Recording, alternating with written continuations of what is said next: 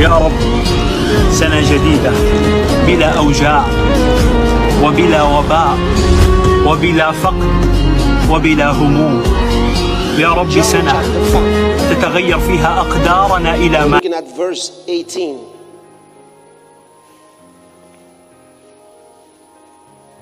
Therefore, the Jews sought the more to kill him. That means to put him to death.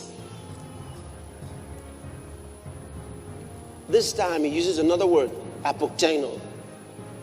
Therefore, the Jews sought to slay him. Are you following this? To slay him, kill him. This is a murderous kind of killing. So he says, because he not only had broken the Sabbath, talk about Jesus, but also said that God was his father, making himself equal with God. Now, none of these terms is used in what he told us to do when he said, put to death the members of your body in Colossians chapter 3, verse 5. Let's go back there. Mortify therefore your members which are upon the earth. What he uses there when he says put to death therefore your members, the word he chooses is necro.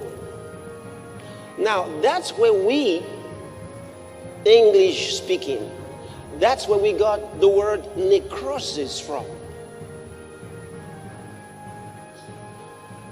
All right? Necrosis or avascular necrosis. Now, that means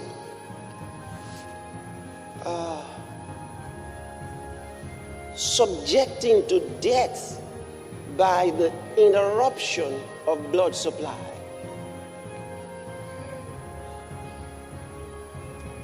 Are you following it?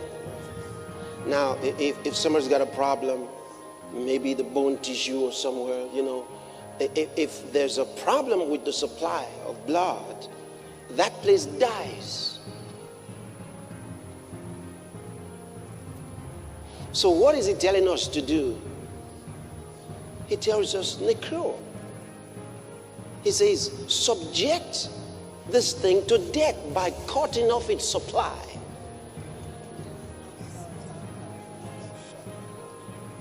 So it's something we can do. It says cut off its supply. Those things you don't like to do, those things that God tells you not to do, how can you stop from doing them? Cut the supply from your thought system. Don't feed them with your thoughts. Cut off the supply. If you put away some of the videos you're watching, you'll be cutting off the supply. You see it? Some of the books you're reading, some of the websites you're visiting that give you all the nasty, evil desires that lock within your system. If you will put those things away, you will cut off the supply.